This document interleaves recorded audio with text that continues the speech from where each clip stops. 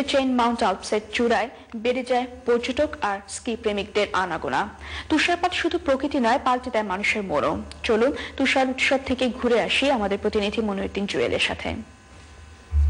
শীতের এই শেষ সময়টাতেও হঠাৎ তুষারপাত যেন পাল্টে দেয় পুরো প্রকৃতি।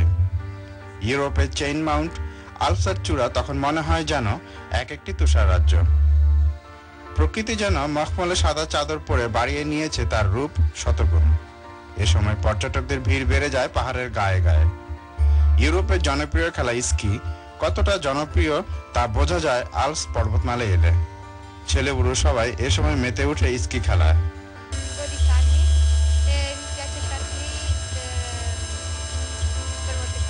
বাংলাদেশে এ খেলার প্রচলন না থাকলেও এখানে কিন্তু দেখা মেলে অনেক বাঙালির।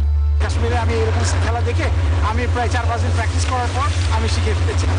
তো নাচ গানের পাশাপাশি মডেলিংয়ের পাশাপাশি স্কি আমার খুব প্রিয়।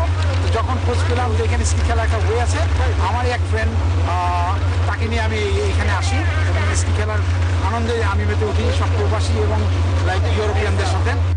প্রকৃতির এমন সৌন্দর্যে মানুষ ভুলে যায় তার বয়সের ভেদাভেদ। সব বয়সী একসঙ্গে আনন্দে আত্মহারা হয়ে ওঠে। কেউ কেউ ব্যস্ত থাকে ছবি তুলে এই সময়টাকে ফ্রেমে বন্দি করতে, আবার কেউ ব্যস্ত থাকে নিছক আনন্দে।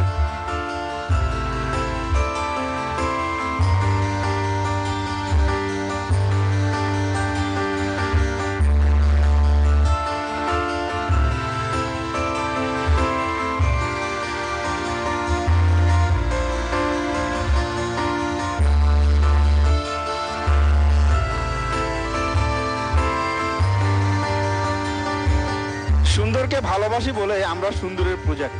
পৃথিবীর চেইন মাউন্ট আল্পস পর্বতমালা যা নাকি গোটা ইউরোপ জুড়ে ছড়িয়ে রয়েছে তার বিস্তৃতি, এজন্য মন করা প্রাকৃতির অলঙ্কারে অহংকৃত।